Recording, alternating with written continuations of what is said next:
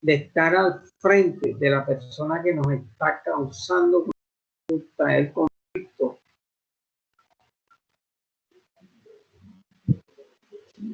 hace que nuestra parte razonable, lógica, no funcione bien. Y es el arrebato de nuestras emociones, la inconformidad, la ira, incluso en algunos tipos de conflicto, el odio, el resentimiento, o sea, todas estas emociones negativas me impidan en un momento dado tener una razón clara. Si tuviéramos allá en la clase de contratos, diríamos, bueno, en estas condiciones, ¿será que hay un vicio de la voluntad? Si estuviéramos en un escenario contractual. Pero como la conciliación no es un contrato, un mecanismo alternativo de solución de conflictos, obviamente no podemos pensar en que voy a promover un proceso para que anulen el acta porque hubo un vicio de consentimiento. Sin embargo, no está cerrada esa posibilidad. Y ahí nos queda la evidencia en la cámara. Porque a la parte le vamos a tener que entregar video. Y ese video ahí a mano de un abogado que lo va a analizar.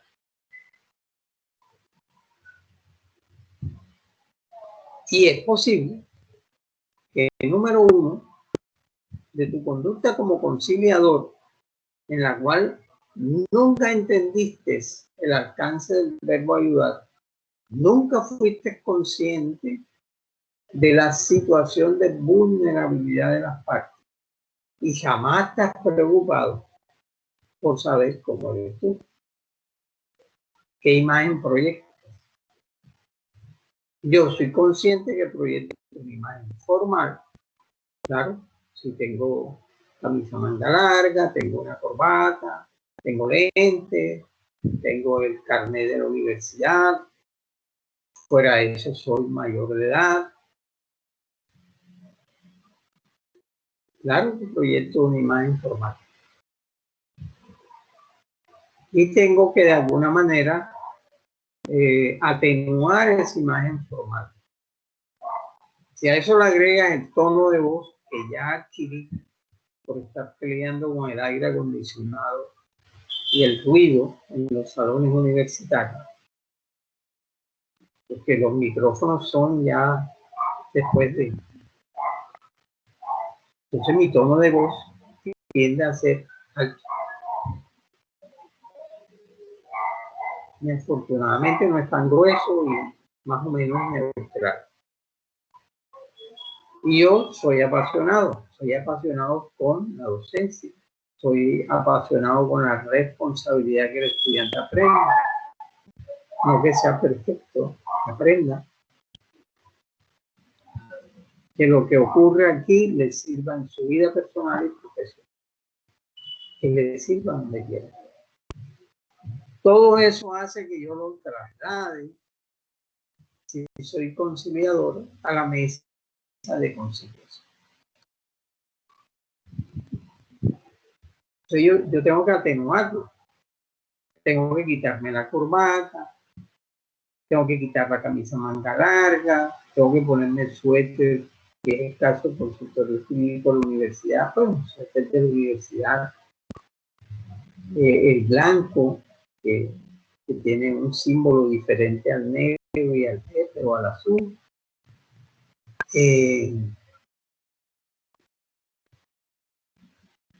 Tengo que moderar mi tono de voz. O sea, tengo que compensar la imagen. Yo debo armonizar imagen y contenido. Ahora, yo soy un ser humano, conciliador, ser humano. Por lo tanto, una de las partes me puede ser simpática y otra de las partes me puede ser antipática. Entonces, si usted tiene una conciliación donde el marido le pega a la mujer, va a ser muy notorio, muy obvio, que instintivamente yo voy a colocarme a favor de los planteamientos de la mujer.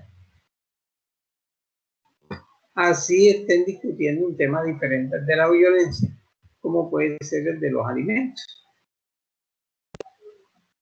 Pues conocerse a sí mismo es una condición para poder conocer a los demás. Es que ese profesor no es bueno, y tú como estudiante, como eres. Es que ese profesor no enseña, y tú como estudiante, ¿cómo aprendes? Es que a ese profesor no se le entiende nada. Y tú bebes el viernes, metes cocaína, marihuana, desenguayabas el sábado, el domingo, y el profesor no se le entiende. Y desde los 14 años estás haciendo eso. No, profe, yo sé que tengo mis defectos. Yo he tenido, en la universidad cooperativa tenía estudiantes drogadictos, públicos, que salían del aula, iban al árbol de mango que estaba cerquita del campo de fútbol, se fumaban su maracayá, regresaban a la clase y se ponían las gafas oscuras. ¿Claro? Y tenían otro que usaba cocaína y se volvía loco. Y aún en medio de esas dificultades hacíamos docencia. Porque yo entiendo que eso no es del resorte moral, eso es del resorte biológico. Eso es una enfermedad que adquirimos, así como adquirimos el virus del COVID, nos mata, así adquirimos el vicio. ¿Y eso qué tiene que ver, profe? Porque ¿cuántos conciliadores no tenemos adictos al alcohol, adictos a la marihuana, adictos a la cocaína y con otras adicciones? Hasta el punto que ya el Código Disciplinario del Abogado trae esas figuras para investigarlo y sancionar. ¿Y por qué hay que tenerlo en cuenta? Porque mañana va a ser legalizada la marihuana en nombre de la libertad, igual que está el alcohol. ¿Y quién me impide a mí llegar en Temple a la audiencia de conciliación? O en Guayabado, que es lo mismo, en Guayabado, en Temple y borracho, es bajo los efectos del alcohol. Y el cerebro no funciona bien. No estoy en control. Me es más difícil estar en control. Más fácil que las emociones se apoderen de mí. Entonces, para mí, la dificultad de la conciliación en la figura protagonista de conciliador no es la parte normativa, no es la parte procedimental, es la parte personal. Hasta donde yo ya tengo el autoconocimiento como para poder pretender ayudar a los demás cuando ni siquiera estoy en capacidad de resolver los asuntos míos.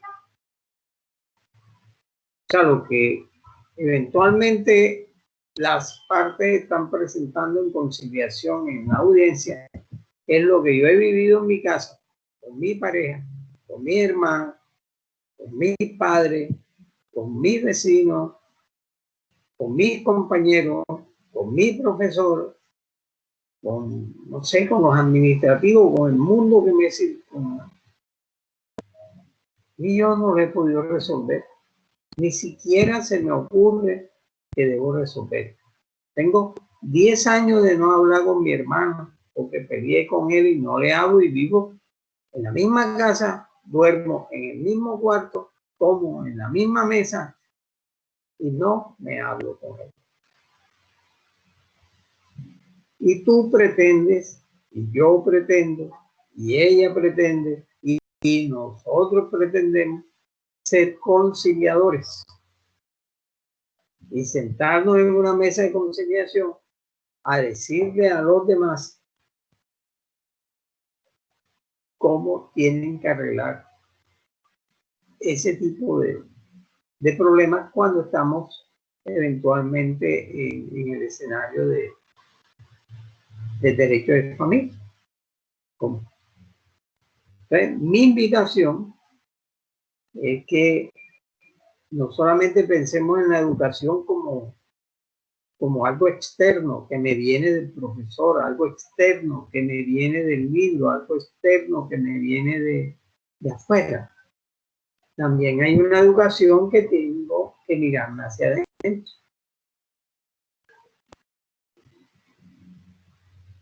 Para ir mejorando. No es que vamos a ser iluminados, pero sí vamos a ser más conscientes de nuestra humanidad. Segunda orientación, cuando yo tenga diferencias que me impiden la relación, yo tengo que conversar. Conversar directamente o hay un tercero que me ayuda en esa conversación. Pero si yo dejo que la diferencia que me está generando la dificultad se convierta en inconformidad, y cuando estoy inconforme con el docente, y tengo todo el derecho a estar inconforme con el docente, pero también el docente puede estar eventualmente inconforme con todos los estudiantes o con algún estudiante en particular, porque también es un ser humano. Y en esas dos etapas tempranas es en donde se previene la tercera etapa. Si hablamos y logramos por lo menos entender qué nos está pasando y llegar a unos acuerdos, aunque sea que estemos de acuerdo en que no estamos de acuerdo, evitamos entrar en la ira, que es cuando ya la emoción de la inconformidad se apodera de la razón. Y ahí no hay manera que intervenga directamente, porque cuando hay ira y hablamos directamente, lo que tenemos es una discusión. Y como va a haber dificultades, dígame. Es que yo pienso que no es lo mismo tener un título profesional a ser un profesional. O sea, no es lo mismo ser un abogado a un abogado profesional. Yo pienso que aunque tú tengas problemas en tu hogar o en tu familia, tú puedes prestar el servicio de un tercero imparcial según lo profesional que tú seas.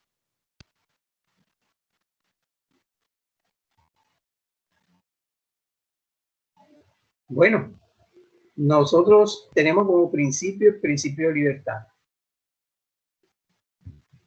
Si tú piensas así, sencillamente lo echas a funcionar en la vida y dirás, bueno, a mí me ha funcionado. Hay otros que de pronto no les funcione. Por eso es que caminante no hay camino, se hace camino al andar.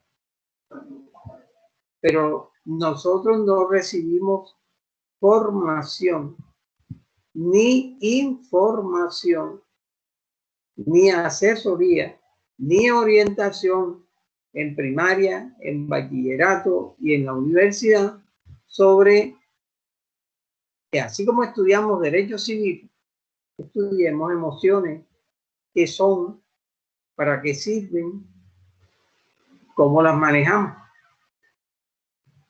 Mi deber es decirle, ojo, si yo soy conciliador, yo debo tener en cuenta mi aspecto humano y el aspecto humano de los demás, no solamente el aspecto profesional. Porque el que violenta de palabra no es el abogado, es el ser humano. El que hace una agresión física no es el profesional, es la persona, es el ser humano. El que asesina y tiene un título profesional, el abogado no es el que mata, es la persona. Y la víctima no es un profesional, es otra persona. O sea, detrás de todos nosotros, así nos pongamos un maquillaje de profesional, profesional especializado, profesional magíster, profesional doctor, seguimos siendo seres humanos. Nos quitamos todas esas caretas, todo esa el primer maquillaje, el segundo maquillaje, la base, y al final nos queda la cara. Entonces, por eso nosotros en la orientación sobre el conciliador hacemos énfasis en, digamos, en términos psicológicos, en la personalidad del conciliador y en la personalidad de las personas que están asistiendo a la audiencia de conciliación. Como antes no quedaba huella de eso, no teníamos mayor preocupación.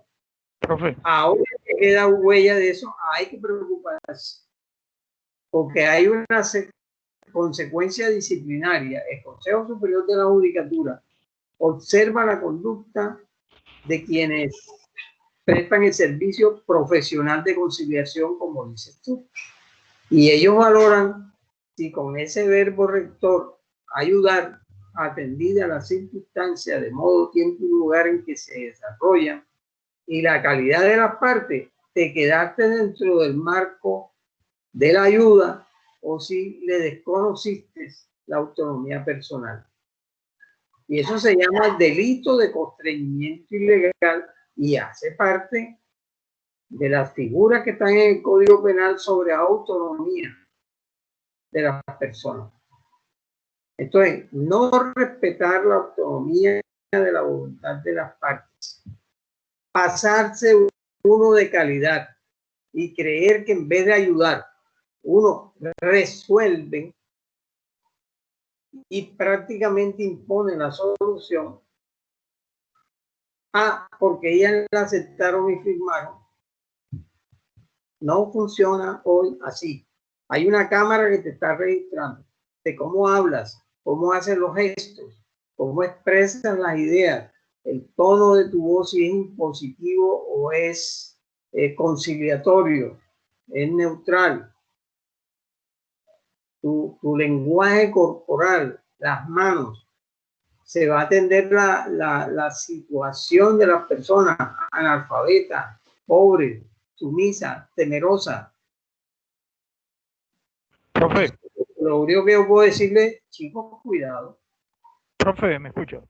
Sí, señor. Buenos días, le habla Ken Acosta. Profe, eso es lo que usted nos está diciendo ahora.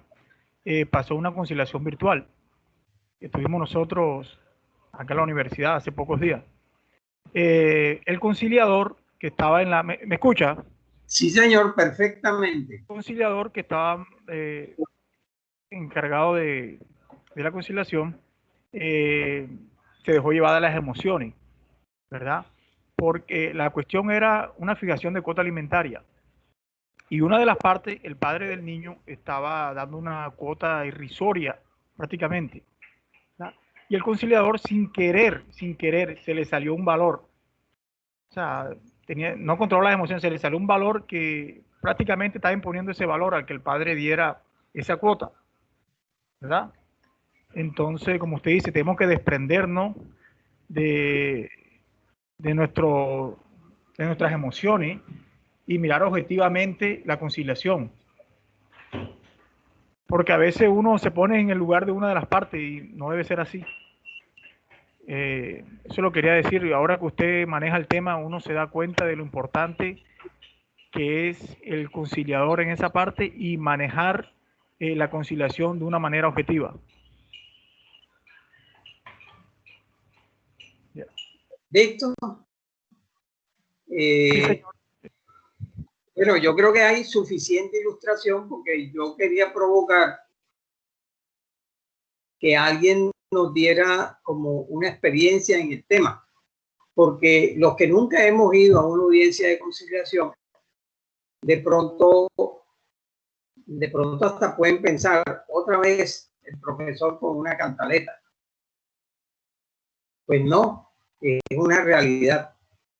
¿Quién iba a pensar en Colombia que por una gestión inadecuada, un expresidente iba a estar preso?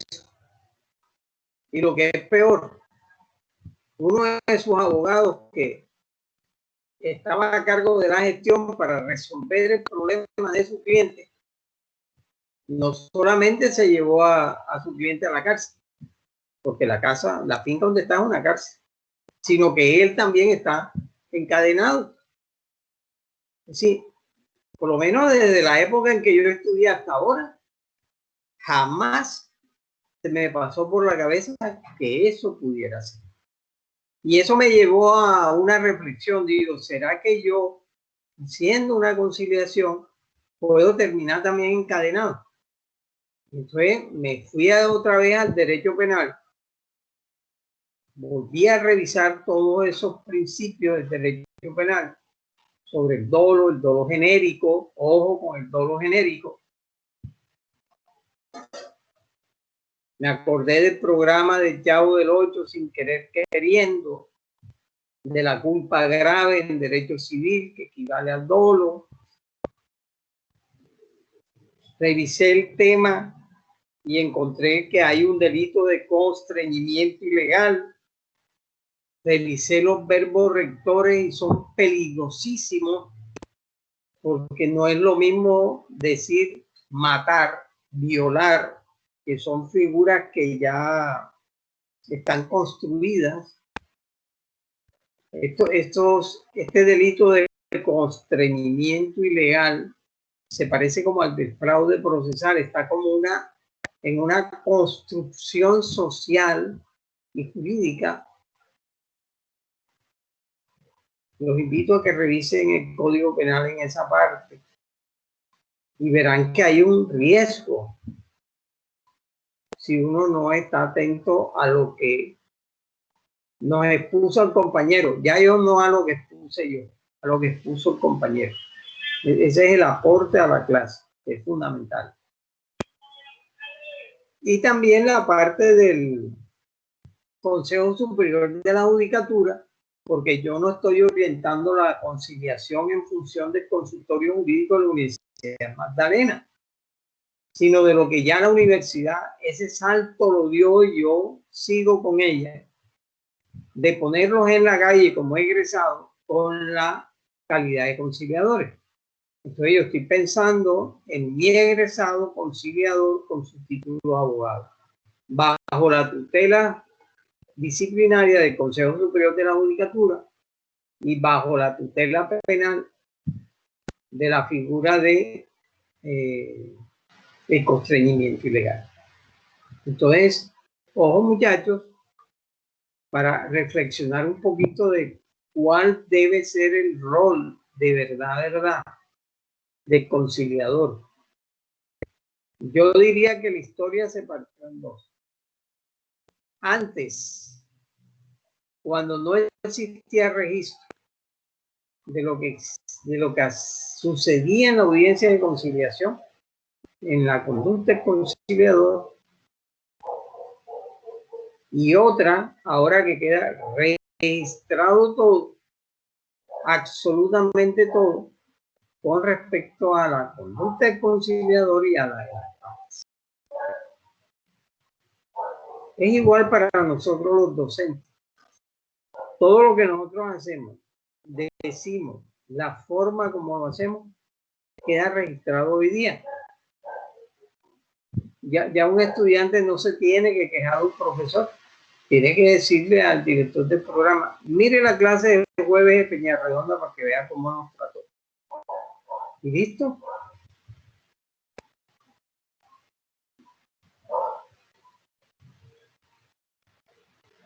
Cosa que nunca haremos nosotros los docentes, porque entre más dificultades haya en el aula, más nos exigen que dejemos de ser profesional, abogado, y nos convirtamos en pedagogo. Y esa es la importancia de tener las dos titulaciones. Me falta la tercera, ser humano, que nadie me la... Debería existir. Normalmente cuando uno quiere eso se va al Himalaya y el Dalai Lama le dice a uno que ya está en control. Bueno.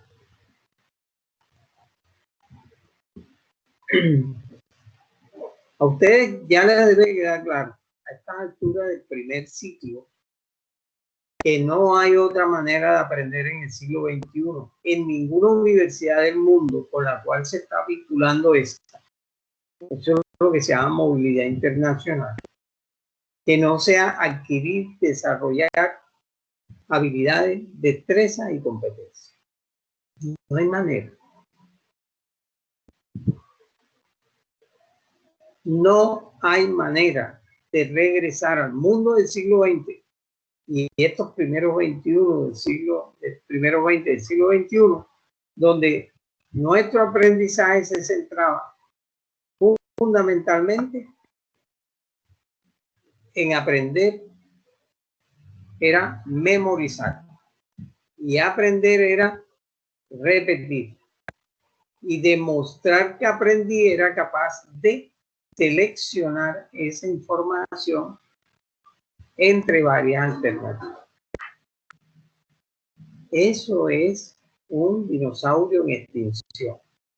Y entre más rápido se monten ustedes en esa bicicleta, más rápido van a llegar al Tour de Francia. Ojalá que todos busquen qué significa el verbo aprender. Ojalá lo busquen primero en el diccionario de la Real Academia de la Lengua, que es el núcleo, y cuando quieran explorar, o sea, una periferia, un primer nivel, lo busquen en un diccionario de pedagogía, un diccionario académico, y verán que es como cuando uno abre una ventana y entra la luz.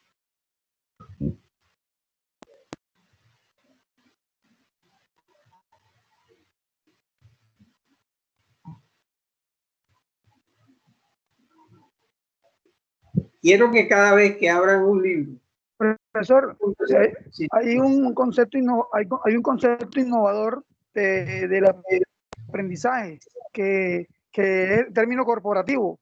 Estamos hablando de desaprender para aprender. Todos esos errores que se han cometido dentro de la dinámica del trabajo profesional, te invita esa metodología corporativa a desaprender para aprender. Eso quería aportar eso. Yo soy pedagogo. Sí, señor. Por eso yo le decía el símil, que cuando uno abre la ventana y entra la luz, es similar a lo que va a ocurrirles a todos ustedes cuando tomen un diccionario de pedagogía y busquen lo que significa aprender. Porque ahí podemos hablar de un aprendizaje en el sistema, desde el aprendizaje es continuo y ha sido toda la vida. Acuérdense, el hombre aprendió a sobrevivir, a cazar, a dominar el fuego, a andar en las piernas, etcétera, etcétera, etcétera. O sea, y todo eso anterior, en claro, por eso yo digo olvido intencional. Hay alguna información anterior que ya no tiene sentido en nuestro disco duro. Y lo borramos y lo reemplazamos por algo actual. Por ejemplo, la Tierra es el centro del universo y todas las fórmulas matemáticas, astrofísicas que iban a ese conocimiento científico, supuestamente científico. Yo haría una pregunta.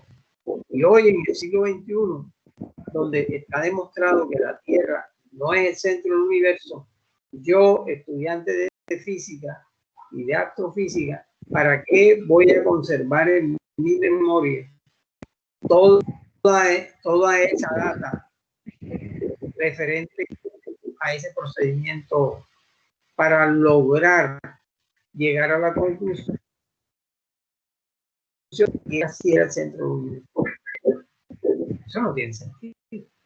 Yo borro eso de mi cerebro y lo reemplazo por toda la data actual vigente, en donde se demuestra con hacking y todos los astrofísicos modernos que la Tierra no es el centro. Por ejemplo, por decirte en cualquier. Lo segundo en mi recomendación es de orientación, es que por favor, cada vez que usted abra un libro, debe piense que usted está aquí en un proceso de aprendizaje. En estos momentos, no sea el semestre entrante, porque todo puede, y hay que acostumbrarnos al cambio, incorporarnos al cambio y no poner resistencia, porque sí. Entonces nosotros tenemos 5 competencias que a mi juicio son las que vamos a encontrar en los 5 continentes. Si yo aprendo en la Universidad de Magdalena estas habilidades, estas destrezas y me llevan a tener estas competencias, yo puedo ir a la Universidad de Frankfurt, a la de Michigan, a la de Harvard, a cualquiera, y puedo ir a un bufete de abogados de cualquier continente y puedo tomar el conocimiento de la abogacía en esos continentes y puedo demostrar esas habilidades. Pero las tengo que tener enfrente y preguntarme qué es, de qué se trata. Tengo que saber qué es conocer, conocimiento. ¿Cómo conozco? O sea, tengo que tener en propiedad los verbos rectores y las palabras claves. Piénsenlo así como manejan el penal. Si tú no sabes qué es homicidio, si no sabes qué es matar, si no sabes qué es violar, no es lo que tú creas, es la convención que está entre lo que ocurre en la vida diaria, lo que ocurre en el mundo de las normas y lo que ocurre en el mundo del lenguaje. Hay filósofos que dicen que todo el lenguaje que fuera del lenguaje no hay nada.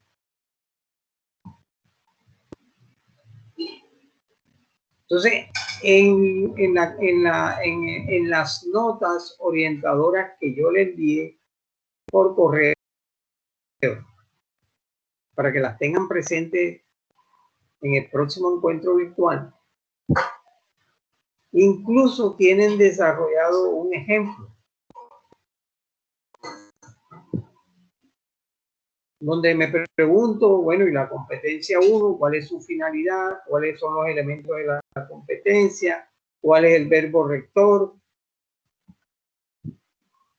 Y les tengo imágenes como si de pronto tengo dificultad en comprender lo que el profesor dijo, dificultad en leer lo que el profesor escribió. Bueno, aquí tenemos una imagen, a ver si con la imagen podemos terminar de captar lo que me están explicando. Recomendación para todos, porque he dado la opción que entre las 10, 15, 20 actividades, incluyendo de música, baile, danza, poema, lo que quieran, van a hacer una explicación o una presentación a partir de PowerPoint. Pues la recomendación es que PowerPoint se usa para imagen visual.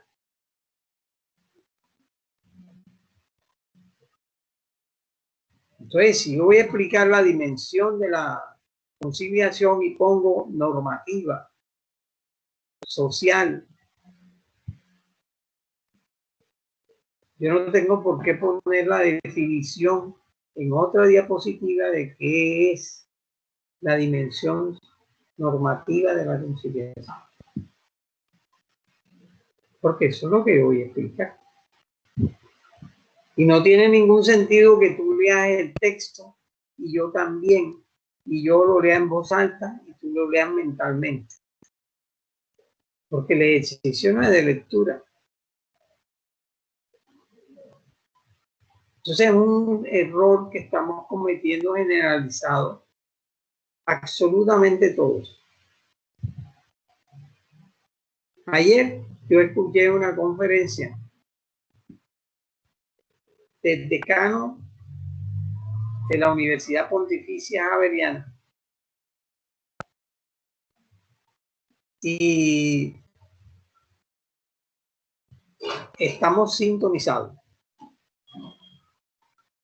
La conferencia duró 1 hora y tenemos 4 imágenes. Hubo un solo texto donde aparecía la relación de las obras de Foucault, no más. Los demás son imágenes. Y al final no hubo un triángulo como a mí me entusiasma, pero hubo una pirámide, que es la parte compleja del triángulo. La pirámide es un conjunto de triángulos que tiene unas palabras en los vértices y se acabó. El resto fue la explicación de él.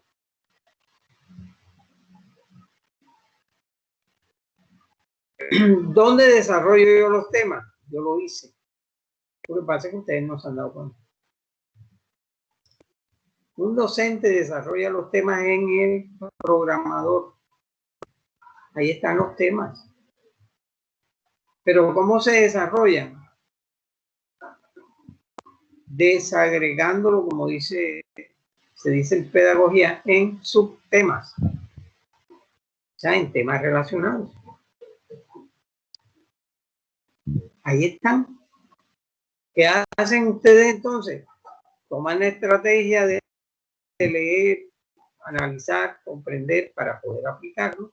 Toman la estrategia de ida, identifico los conceptos, les hago un desarrollo, los llevo del núcleo a la periferia para aplicarlo después. Y tomo la estrategia CARO. Consolido la información, o sea, me quedo con lo esencial, como dice la competencia 1. En el lenguaje antiguo, cuando yo hacía primaria, el resumen. En el lenguaje universitario, cuando ya hacíamos química, la síntesis.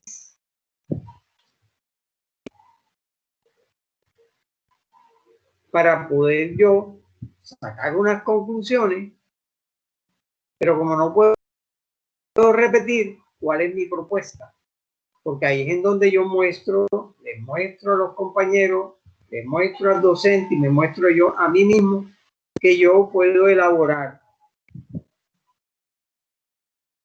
a partir de una información. ¿Qué tal? Yo ingeniero, arquitecto, me dan los ladrillos, me dan el cemento y no puedo construir nada. O lo que es peor, lo mismo es decir.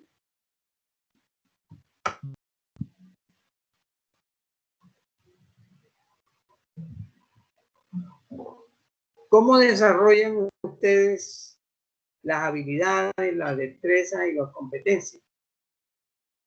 No hay otra manera sino haciendo actividades. Porque la otra época era la de Platón, la de Aristóteles, en donde no había ciencia, no había tecnología. Y entonces, si yo quería saber cómo era el mundo de las estrellas, yo miraba hacia arriba y hablaba de la luna y hablaba de las estrellas, lo visual. Y si yo quería saber cómo era el mar, miraba el mar. Y comenzaba a hacer pensamientos, ideas, argumentos, elucubraciones alrededor de lo que yo veía. O sea, la observación, primer nivel. Pero ustedes, y elaboraba obviamente teoría. O sea, explicaciones acerca de eso que estaba viendo. Ustedes no pueden pretender que en la época de Sócrates, Platón y Aristóteles. Están en el siglo XXI. Entonces, haciendo actividades, tocando la guitarra, montándose en la bicicleta y pedaleando, tirándose a la piscina y nadando. La acción, saber hacer, ya no es solamente saber pensar. No nos podemos quedar en saber pensar, como sucedía antes, sino que también hay que saber hacer lo que nos exigen ahora. Y para poder vivir en la sociedad hay que saber sentir las emociones.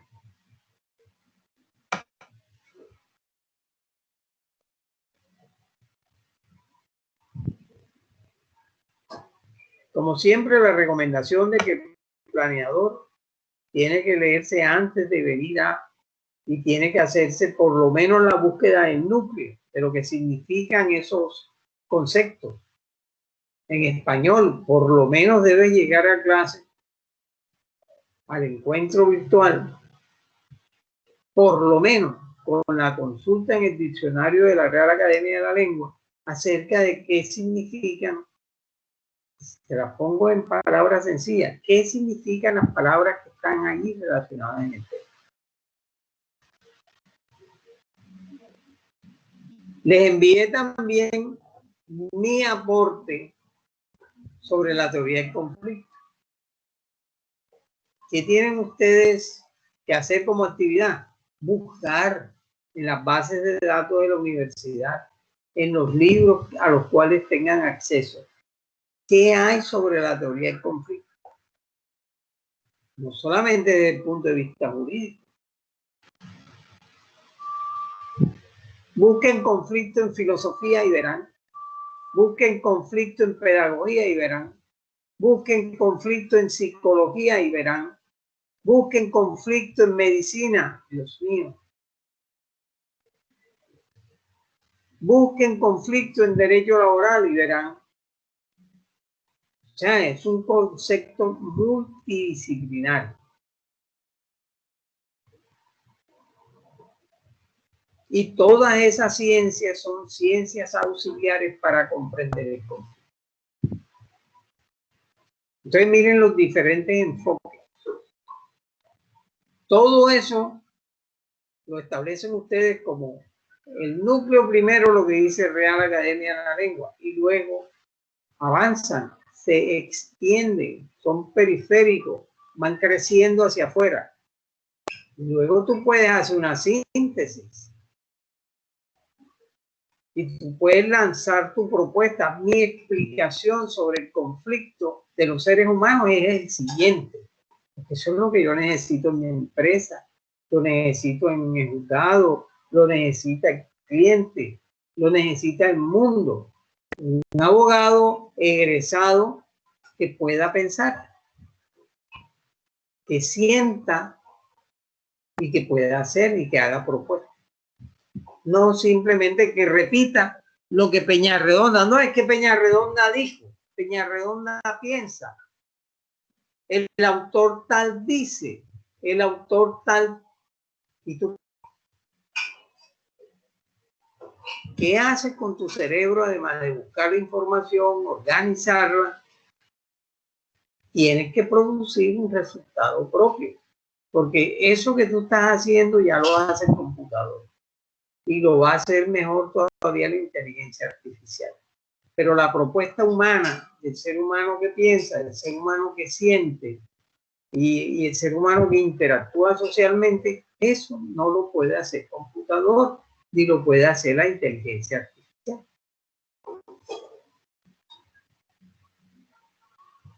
Porque por eso tenemos una inteligencia biológica. Entonces ahí tienes un paso a paso de cómo yo llegué a esas conclusiones y cuáles son las limitaciones. Y digamos que para restar, yo insisto en que es mejor prevenir los conflictos que solucionarlos. Y es mucho más sano para la sociedad en todos sus elementos prevenir ese conflicto que luego tener que remediar. Es mejor prevenir un conflicto con un amigo, con mi mejor amigo, con mi vecino, con mi tendero, con mi pareja, con mis hijos, con mi novia. Es mejor prevenir los conflictos que se puedan presentar que tener que remediarlos después, porque eso deja cicatrices.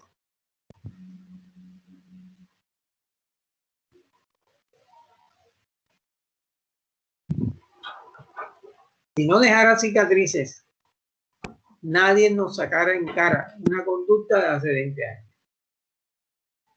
Sí, pero acuérdate que el día de tu matrimonio, cómo trataste a mi mamá. 20 años después.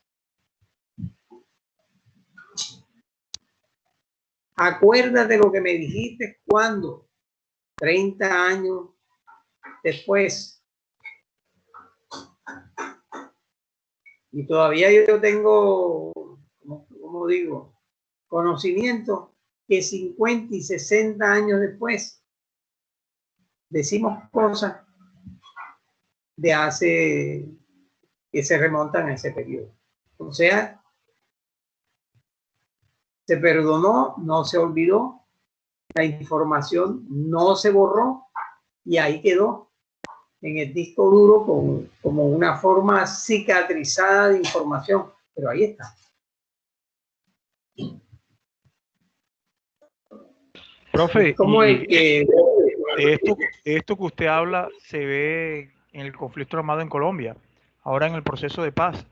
Las heridas de algunas personas, bueno, de casi todas las personas no cicatrizaron. Todavía, o sea, se siente resentimiento y es algo obvio, pero es muy difícil borrar esas heridas y de la conducta que hicieron otra persona con uno. Ahí es algo complicado, pero eso es lo que se trata de hacer en la solución de conflictos.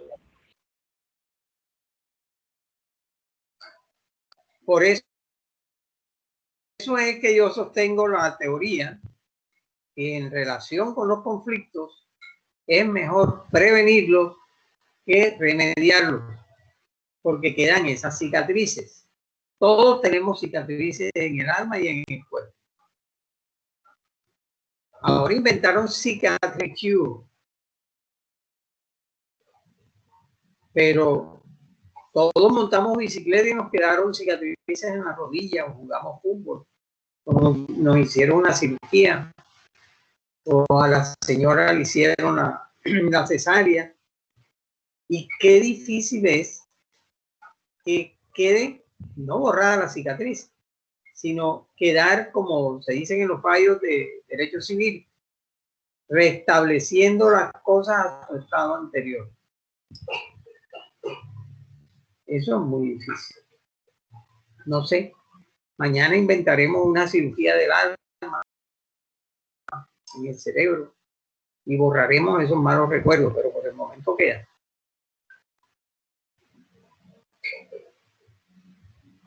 Lo que resalto también en el documento que les envié es que no tenemos una educación balanceada entre lo singular y lo plural. También nos hemos ido a los extremos. Singular, egoísta miserable, capitalismo salvaje, liberalismo rampante. Social, izquierdista, guerrillero, todo para el Estado. El individuo desaparece. Y nosotros tenemos que de pronto ensayar un equilibrio. Yo soy enamorado de la teoría del equilibrio, me viene de Oriente. Ensayar, afirmar mi yo. Sería absurdo pretender que yo no sea yo, que yo no tengo yo, que yo no exista yo. Pero también entender que existe el tú. Y tampoco te puedo negar. Y te tengo que incluir. De ahí la inclusión. Y existe él, y existe ella. Y qué difícil es incluirla a ella. Hace poquito fue que votaron. Hace poquito es que están entrando a la universidad.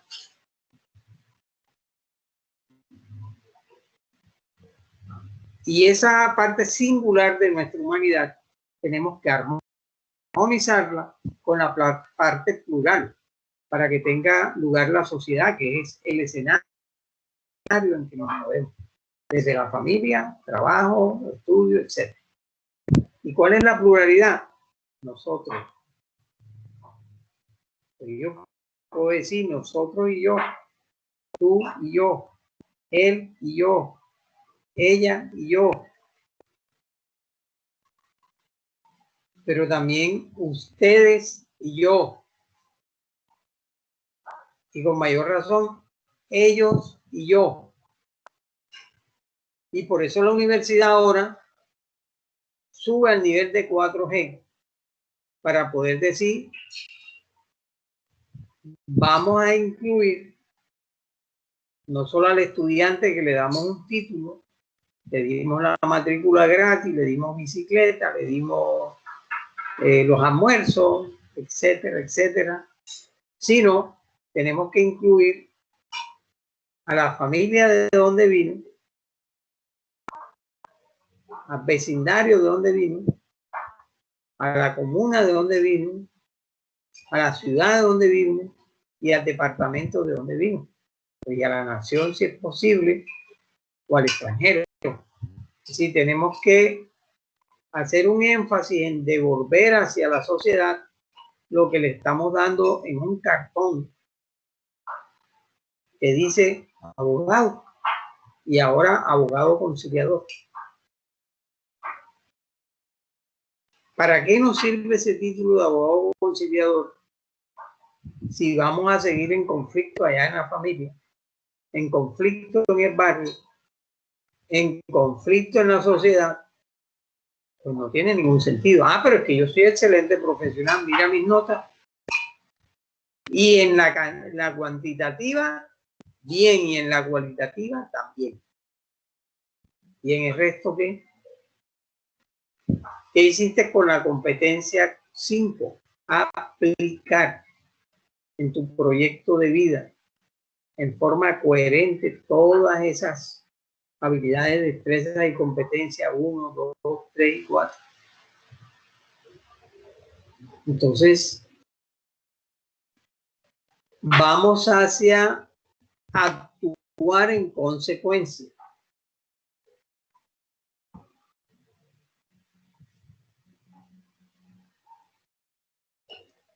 Y para agotar el tema de la dimensión humana de de conciliador, la conciliación,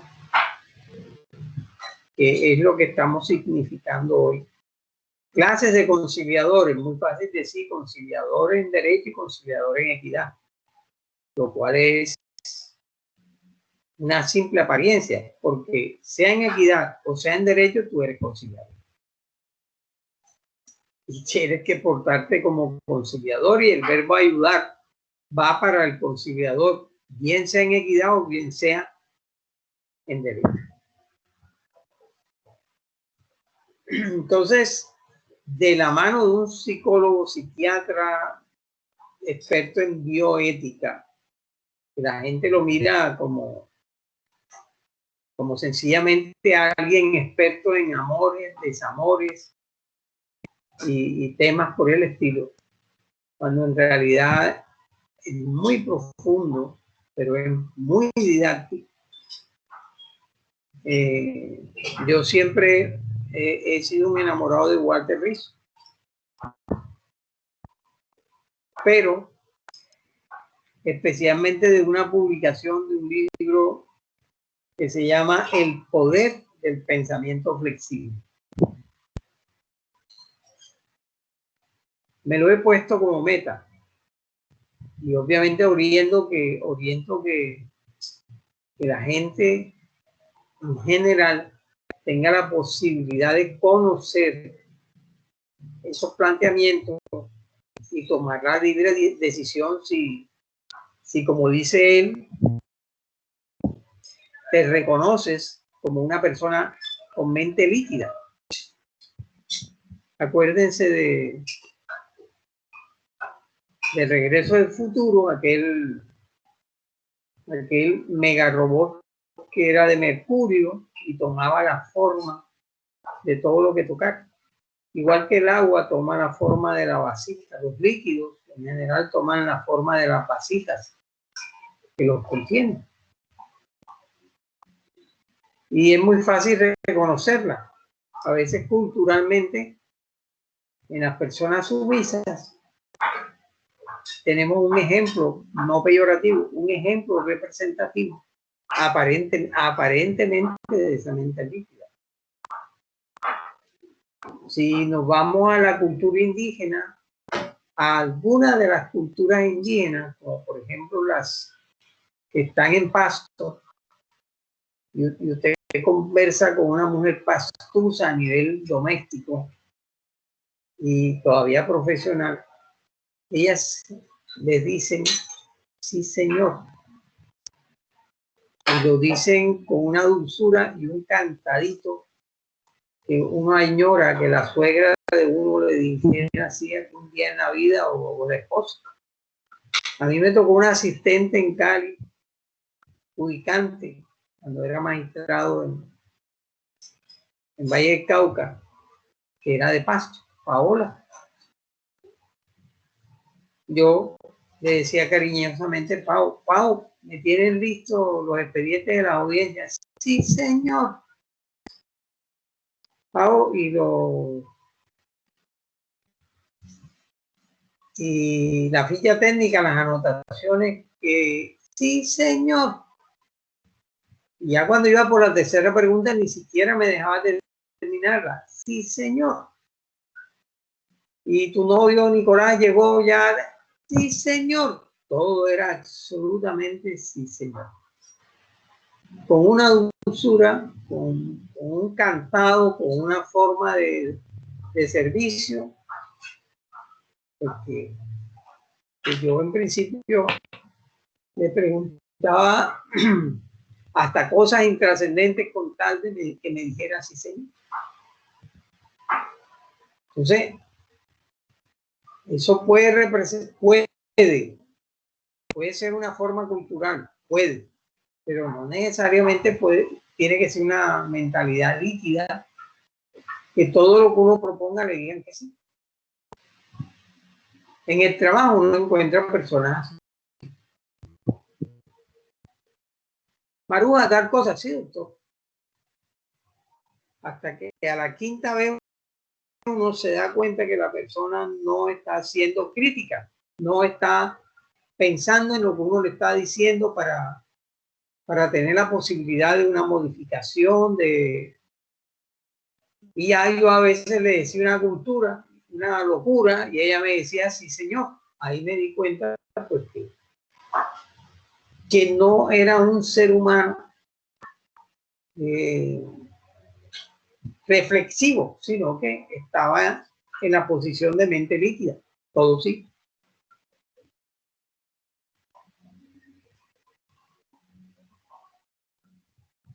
Me hace recordar la cultura militar, ¿no? Si mi coronel, si mi teniente, como usted mande mi comandante, y no hay pensamiento. Prácticamente nos acercamos a un autómata, a un robot, a un computador. ¿Y por qué hablamos de esto? Porque habrá conciliadores cuya personalidad de pronto esté estructurada bajo unos padres dominantes, unos profesores autoritarios, una abuela dominante, una tía dominante solterona como quedada, como decíamos antes, y a punta de rejo, de fuete y de maltrato.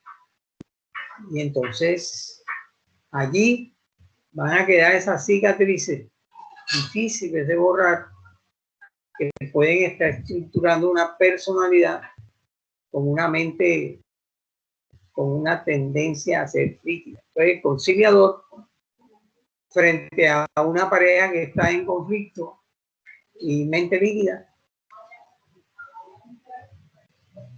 o identificar nosotros como conciliadores que una de las partes ha sido víctima de esa sumisión frente a la pareja, frente al novio, frente al vecino, frente al tendero, frente al acreedor, y que esa es la parte débil de la negociación, en este caso una etapa como previa, que negociamos para conciliar.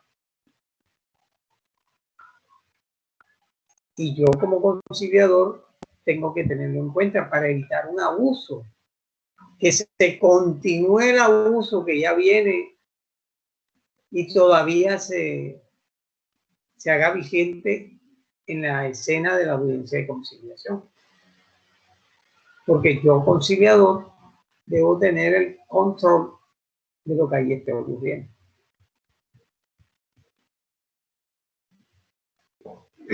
La mente es rígida. Entonces, imaginémonos nosotros como conciliadores rígidos. No nos movemos. ¿Y por qué? Porque sí. Es que usted piensa, sí, y eso es lo que yo pienso, y tú verás a ver qué piensas, porque yo sigo pensando lo mismo, y es inútil lo que me quiera decir. Y yo pienso que 2 más 2 son 5 y usted no me va a sacar algo. Haga lo que quiera. De posiciones inflexibles. No hay manera de razonar. Es como tener un blindaje y mi pensamiento rebota. En algún momento yo le he dicho a un amigo estudiantil, no te puedo orientar. Profe, pero ¿por qué digo? Porque mi orientación rebota. Yo siento que te digo algo y tú sigues actuando exactamente igual como si no te lo hubiera dicho. Entonces, esa identificación es muy necesaria que la haga el conciliador. Porque lo primero que va a haber en consecuencia es que lo que proponga la otra parte no va a ser aceptado. No tiene ningún sentido porque él está en una posición donde no se mueve. Está en un extremo. Si su estructura de nacimiento, crecimiento, crianza, formación se consolidó como mente rígida,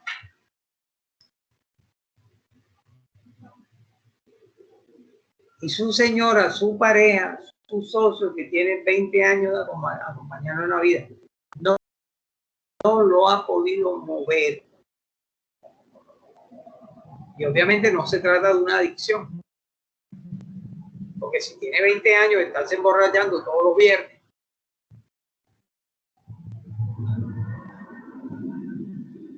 Si tiene 20 años, está gastándose la mitad del salario en ron todos los viernes y ya tiene 20 años de estarlo haciendo. Eso es una enfermedad. Eso no es de conciliación. Eso se llama alcoholismo.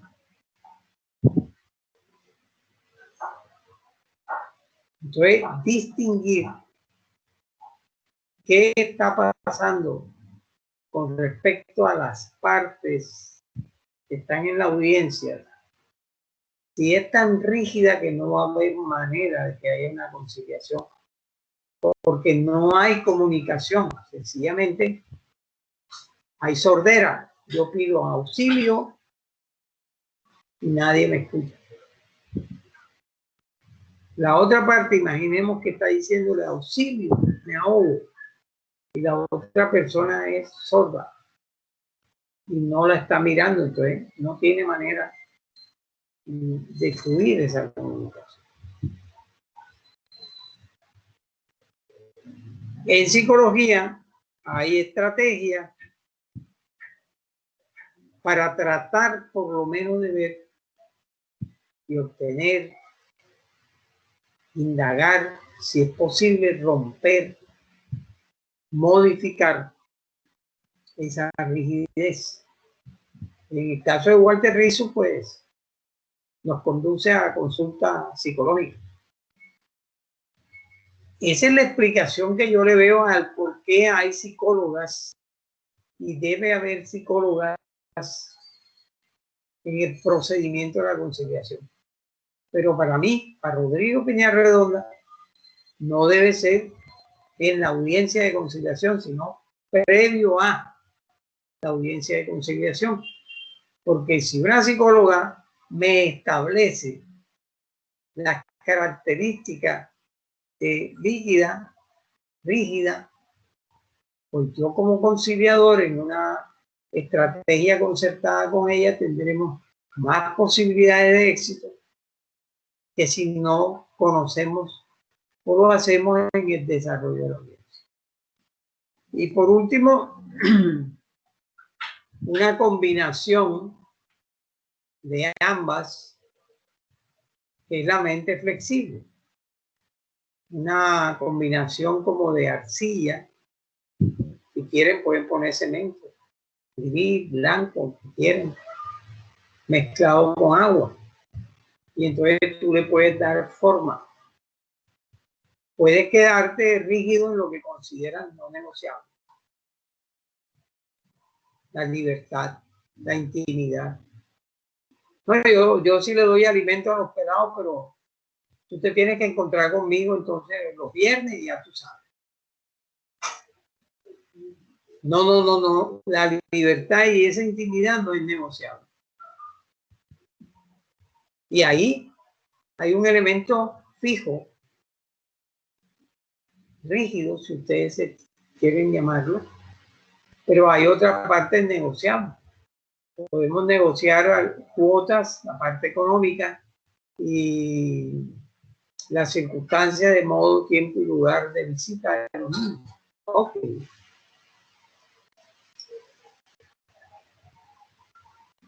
Y la idea es que todos logremos llegar a esa mente flexible. Uno siempre dice, no, es que yo soy flexible. Pero lo que tenemos también que aportar es que en las relaciones de los seres humanos hay relaciones de poder. ¿Verdad? En nosotros hay relaciones de poder. ¿Qué me dice la universidad? Acepte lo que yo digo en el contrato de cátedra. Y si usted no lo acepta, sencillamente váyase para otra universidad. Pero yo no puedo decirle a la universidad, modifíqueme las cláusulas esta y esta y esta. Mire, Lo que yo produzca, imágenes, textos, videos, y que se suben a la plataforma Tino, que le envío a los chicos por correo, es mío, es de mi propiedad intelectual y no es de usted. Porque la universidad, por una cláusula diciendo, todo lo que usted mire, respire, hable, escriba, dibuje, produzca, es de la universidad. Derecho, cesión de derechos. Entonces hay una relación de poder. La universidad puede. La mía, con ustedes, también es una relación de poder.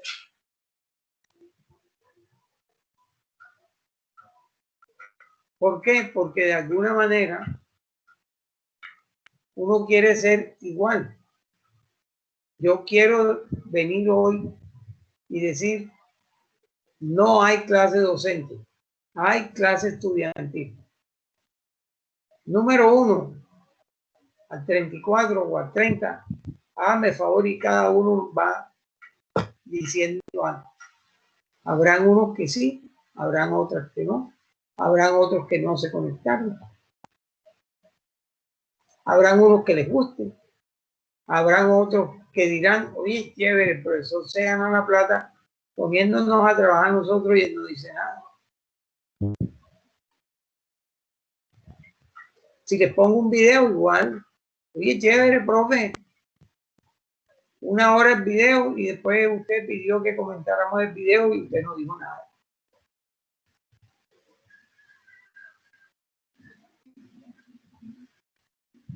Entonces hay un orden. ¿De dónde viene el orden? No del capricho mío, por supuesto. El microdiseño que nos impone desarrollar unas competencias. Del planeador que nos impone a todos qué tenemos que hacer con esos temas y sus temas. ¿Y cuándo? No cuando a mí me dé la gana, cuando están aquí en el calendario. No puedo hacer democracia y decir, chicos, ¿qué votan? Vamos a ver el último. Vamos a ver arbitraje, el último, porque más chévere.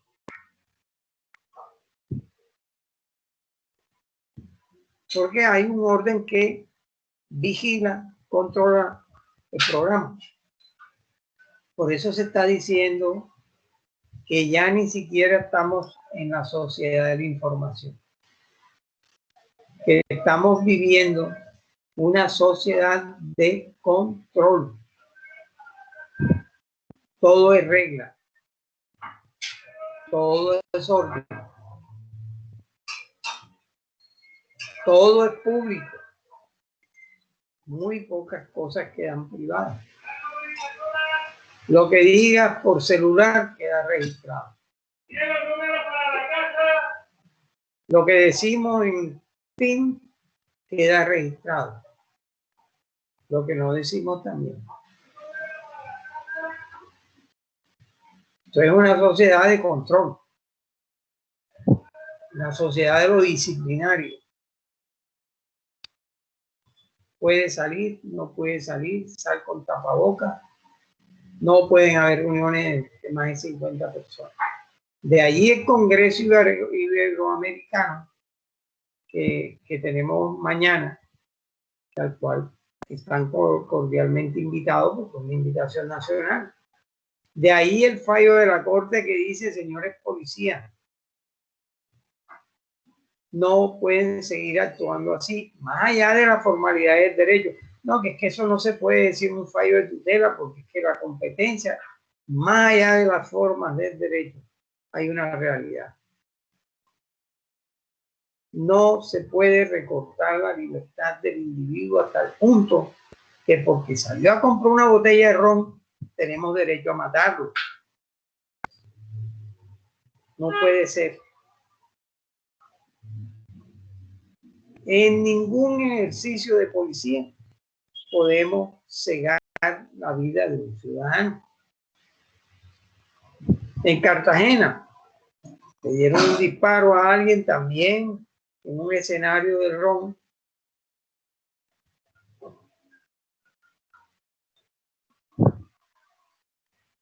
Y tampoco se justifica que una persona armada, en este caso un policía, que haya disparado a un ciudadano desarmado y que luego, según dice el hermano de la víctima, otros 2 policías lo hayan rematado. O sea, eso es un absurdo. Y estamos en la sociedad de la información, no del control. Cuando yo comencé a estudiar Derecho, régimen probatorio, no se podía pensar siquiera que un video fuera prueba. Porque los noticieros, que eran los de video, no eran admisibles. Era una cuestión periodística cuyo soporte era la fuente, y la fuente no podía declarar. Entonces, cambió radicalmente el siglo XXI-2020. Todos los videos, todos los periodistas, todos los dueños de celulares somos periodistas graduados y somos peritos forenses. Claro, si está ocurriendo un atraco aquí en la puerta de mi casa, yo tomo antes cogía el teléfono y decía, venga, ahora cojo el celular y grabo. Y eso es un documento. Ya está definido como documento hace rato. Y es prueba. Prueba aportada por un tercero. Y un tercero que es neutral. Y yo no necesito ir a testificar absolutamente nada. Entonces, ojo. Ojo con lo que hacen. Ojo con lo que dicen. Porque siempre va a existir la posibilidad que te hayan grabado y que tengan un video tuyo o que tengan la voz.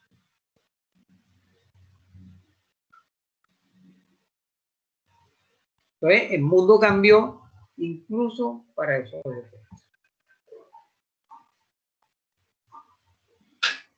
Les envié igualmente un taller sobre emociones, en donde a ver qué hacen con esas emociones, que estructuran una parte de saber sentir, una parte. Digamos, lo que yo he detectado es que estas emociones son normalmente las que dan origen a conductas y la manera de expresar esa conducta casi siempre nos coloca en situaciones de conflicto. Conflicto conmigo mismo. No sé si la quiero, si la odio. Si la quiero, pero estoy resentido. Yo lo amo, pero me da una ira. Entonces el ejercicio es como mirar qué pasa con los conflictos alrededor del amor. Pero no los del vecino, mira los tuyos. Comienza por ahí. ¿Y qué hay con el entusiasmo? Como dice el compañero estudiante, por emocionado, por entusiasta, se le salió. ¿Qué nos pasa con la ira? Muy chévere hablar de violencia intrafamiliar, la ajena y la nuestra. ¿Y qué pasa con nuestro sentimiento de odio? ¿Será que ya llegamos allá y odiamos a alguien?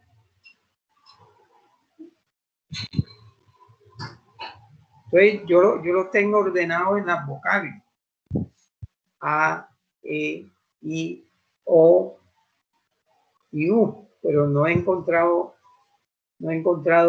una emoción y un ejemplo con U. Entonces me gustaría que ustedes también hicieran el ejercicio.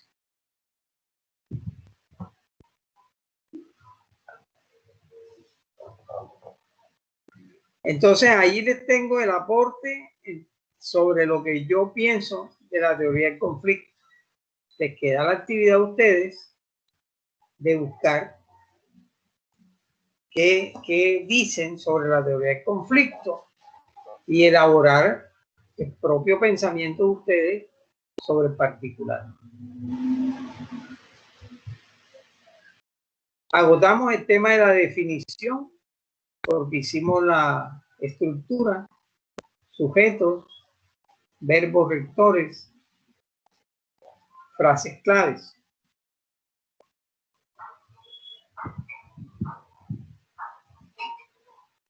Yo he encontrado en características solamente 3. Una en cuanto a los sujetos, en este caso, el sujeto conciliador.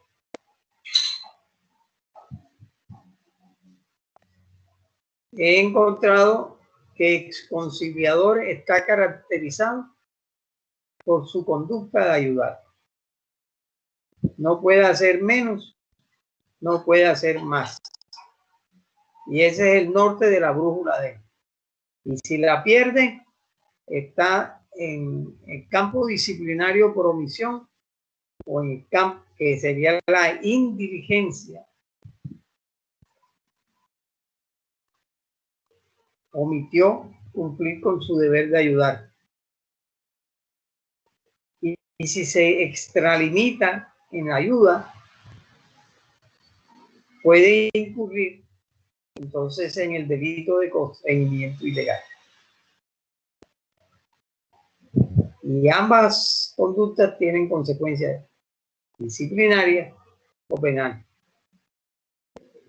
Para investigar está el consejo, para investigar está la fiscalía.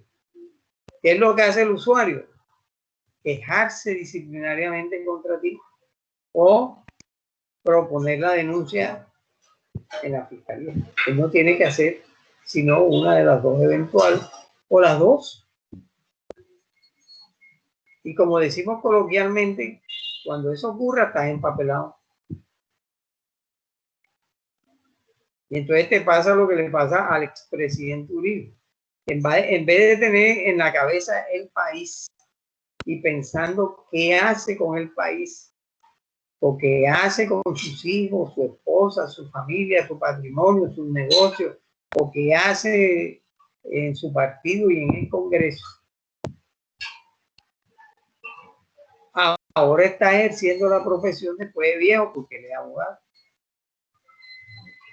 O sea, se va a morir litigando en la corte, en la fiscalía, con las 16 o 17 denuncias que tiene y las que le vienen.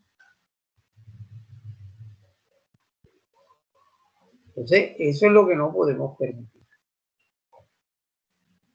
En cuanto a la característica de los sujetos que intervienen en la audiencia de conciliación como usuarios, como personas, como clientes, gestionar por sí mismo. Esa es la característica.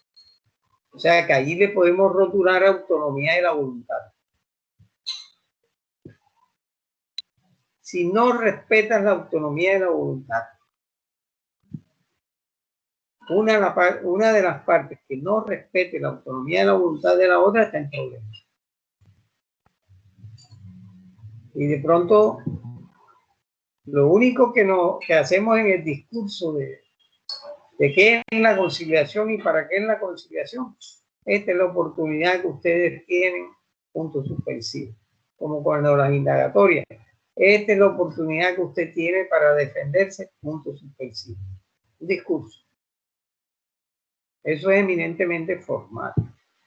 Lo real y lo material es que la persona sea consciente que realmente debe respetar la autonomía de la voluntad de la otra persona y que ambas tienen como verbo rector gestionar la solución del conflicto. ¿Cuál es la excepción a esa regla general? cuando se acude a la conciliación únicamente para agotar una parte formal del requisito de la procedibilidad y para el...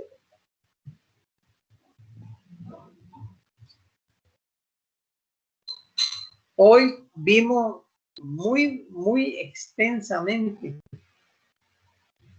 esto de la clasificación del conciliador, porque no nos limitamos a decir que un conciliador es en equidad o en derecho, porque en ambos casos sigue siendo conciliador.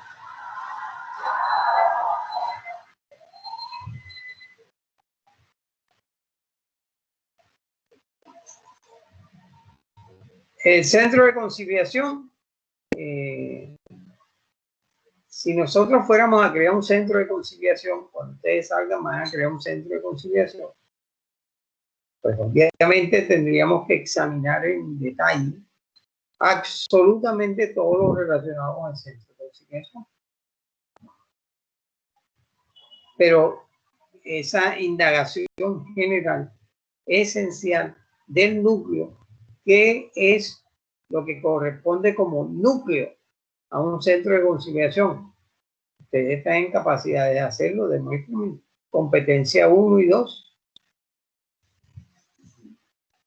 ¿Cuál es el núcleo de un centro de conciliación? Composición y arbitramiento. Necesito que el procedimiento conciliatorio sea establecido en núcleo.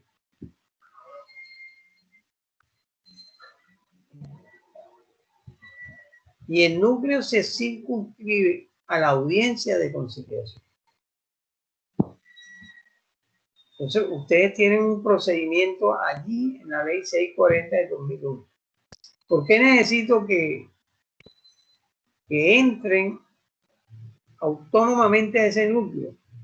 Para poder enriquecerlo con la conversación que tengamos. Porque entonces se vuelve una conferencia unilateral, nada más es docente. Si ustedes no leen nada sobre eso, no establecen el núcleo, ¿cómo converso? Si tú no tienes idea de fútbol, yo ¿cómo converso contigo? Se convierte en una cátedra que yo te doy sobre fútbol. Y en la legislación aplicable hay un compilador vinculado a la universidad, es LEGIS, y ustedes tienen acceso a LEGIS. Entonces es muy fácil. Ustedes cogen la ley, la compilación LEGIS sobre conciliación y organizan una línea de tiempo y clasifican las normas. Hay leyes del 96, del 98, del 2002, del 2004, del 2006, y ustedes hacen una línea de tiempo y la señalan. Pero también hay decretos. Pero también hay otro tipo de providencia. Entonces, por favor, organicen una línea de tiempo y eso les da para poder participar con una diapositiva, con una explicación o una exposición. Si ustedes me van a hacer una línea de tiempo de esa información que el compilador ya ha hecho, ustedes van a hacer control, copiar, control, pegar y luego organizar la línea de tiempo. Realmente el trabajo de ustedes es la clasificación entre leyes, decretos, resoluciones o acuerdos, lo que haya. E igualmente, entre la clase de normas y el tiempo. Entonces tendríamos que preguntarnos, ¿y qué pasaba antes de la vigencia de esas normas? ¿Ves? Busquen una literatura que diga antecedentes. O pregúntenle a Papá Hugo, antes de la vigencia de la ley tal, cuáles eran las disposiciones de. O sea, hagan una indagación. ¿Y por qué hay que hacer una indagación? Para poder conversar conmigo sobre si eso que encontraron puede establecerse como un consenso. Bueno, pues sí, eso era lo que pasaba antes. O por el contrario, no está completo. O de pronto no está de acuerdo con la literatura mayoritaria. Tiene que haber actividades que motiven el diálogo con el docente. Pero recuerden que el diálogo es no solamente bidireccional, también es horizontal entre ustedes.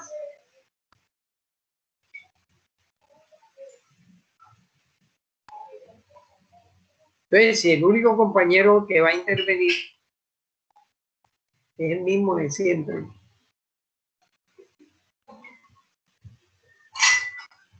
no tiene sentido este tipo de aprendizaje. Tiene sentido el tradicional, el antiguo.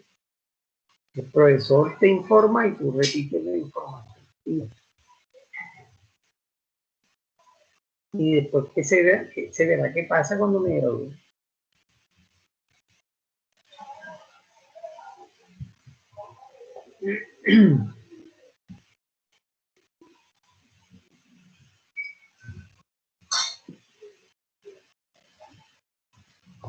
En el documento pedagógico que les envié, obviamente que está la exposición sobre características. Está detallada.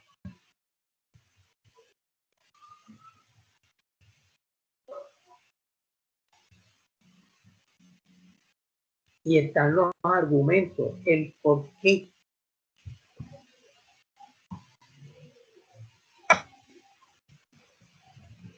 Y la idea es que al estudiarlo, no lo hagan para repetir, lo hagan para reflexionar. Y cuando reflexionen, no se limiten a decirme, profe, que yo estoy de acuerdo con usted. Porque es que así es muy fácil. Por lo contrario, es que no estoy de acuerdo con usted. Ay, ¿por qué? No, porque no. Porque no me parece. No, porque yo pienso diferente, profe.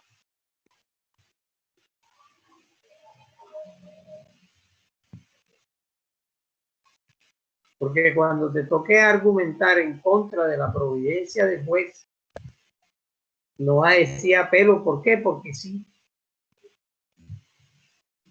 ¿Y por qué sí? No, porque es que yo no comparto los argumentos de su señoría. De verdad. Pues en la jurídica. Ay, ¿qué pasó con el proyecto, Ruby? No, yo no estoy de acuerdo con ese proyecto. ¿Y por qué no? Porque es que no me parece. Y se lo devuelve al jefe. Hágalo usted. Y eso es real lo que les estoy contando. ¿Ven? Cambio de chip. Montémonos en la nueva forma de aprender, que es viejísima. Mi papá aprendió así. Cuando trabajó en Sears, le dieron una certificación que dijo: el señor Nicolás Peñarredonda Cáez ejerció el cargo de gerente de la sucursal Sears en Fundación con lujo de competencias. Esto no es nuevo.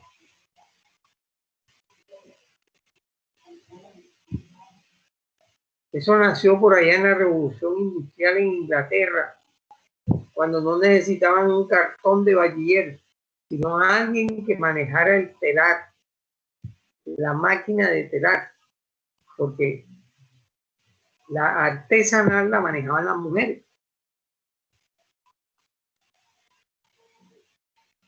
Y entonces cuando inventaron el telar,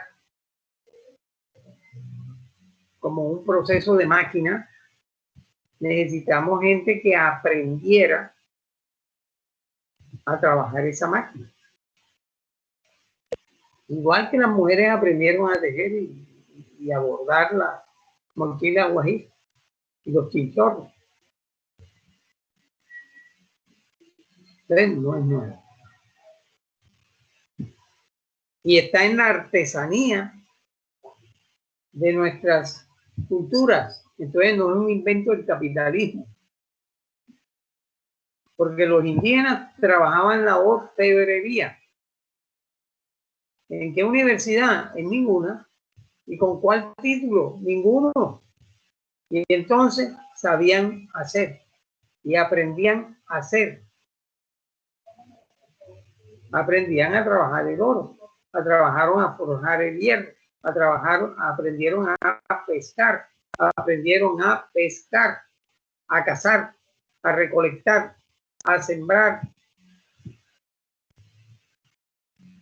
Entonces, hay que comenzar a reflexionar sobre la vida y no estar repitiendo únicamente discursos cliché sin reflexionar.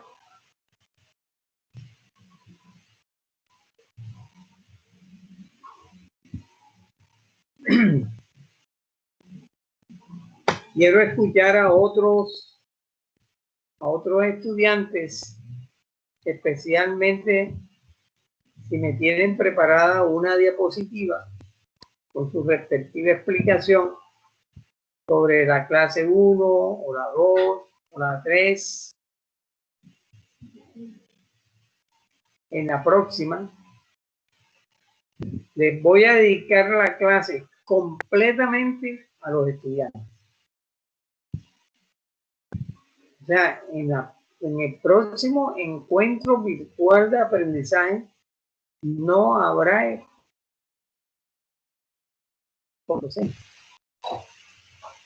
habrá un cierre en donde quiero escuchar a todos los estudiantes intervenir con un tema o un subtema aplicando la sentencia 1 y 2, las 4 y las 5 juntas. Eso no depende de mí. En donde me demuestra que se están apropiando de este nuevo aprendizaje. Porque no tiene ningún sentido seguir a un segundo periodo y a un tercer periodo si no somos capaces de hacerlo en el primero. Yo creo que como en el Congreso les he dado herramientas y suficiente ilustración.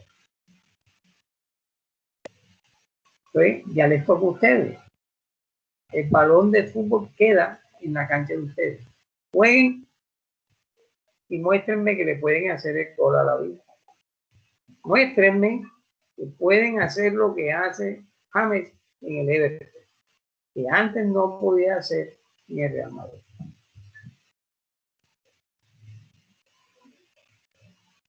¿Estamos de acuerdo?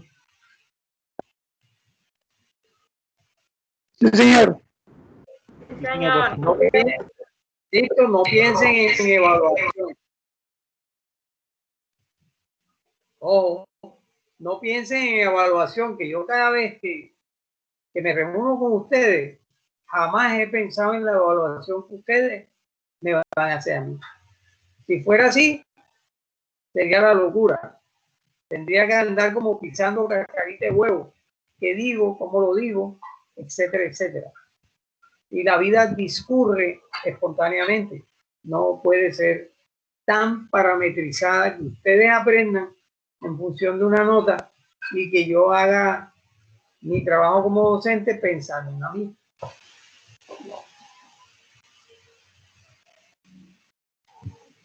¿Listos? Sí, señor. Bueno, entonces nos despedimos. Profe, Me alegra mucho que... una pregunta, profe. Una pregunta, profe, disculpe. Señor. Le habla Hamilton Llanes. ¿Cómo me le va, profe? Tenga usted un grato saludo de mi parte. Igualmente. Profe, ¿usted pasó lista, profesor? Que no vi que... La lista la pasa el sistema. Ah, ok. Aquí en el sistema queda reflejado quién asiste, cómo asiste, cuándo entran, cuándo salen. Yo sencillamente imprimo esa lista. Imprimo no. Le doy listado de estudiantes